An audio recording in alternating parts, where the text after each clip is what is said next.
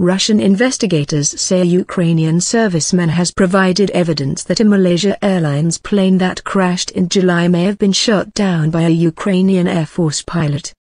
A secret witness told a Russian newspaper this week that an MH17 fighter pilot had fired his air-to-air missiles at the wrong aircraft.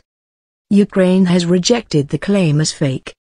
Flight MH17 from Amsterdam was down over eastern Ukraine on the 17th of July with the loss of all 298 people on board.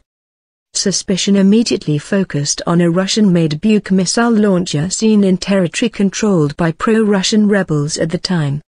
The head of the Dutch-led criminal inquiry, Fred Westerbeke, told Dutch broadcaster Noos on Saturday there were very many indications that the plane had been brought down by a missile fired from a Buk rocket launcher.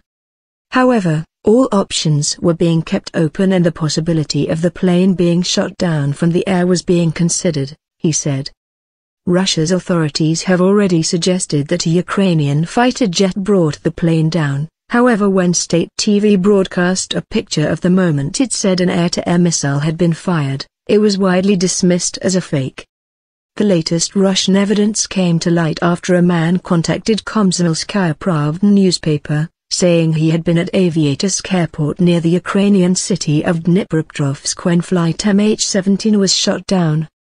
In an interview in Russian with his back to the camera, the man, whose head was blurred and his voice digitally altered, said that an MH17 plane that had taken off armed with air-to-air missiles before MH17 had been shot down had returned without its weaponry.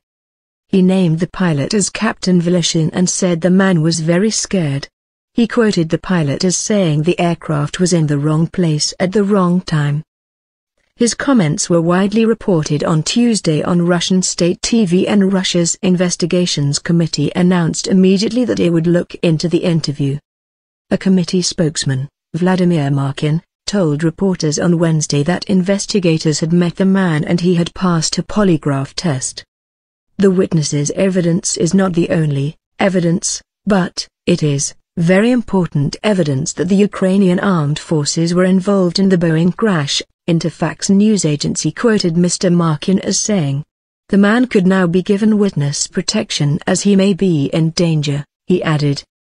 Ukraine's SBU security service refused to comment on the statement because it said the information was false, Interfax Ukraine reported.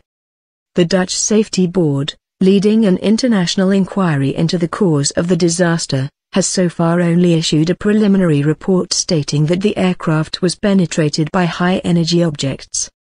A spokeswoman told BBC News that the inquiry had received a lot of information and Russia was part of the investigation team.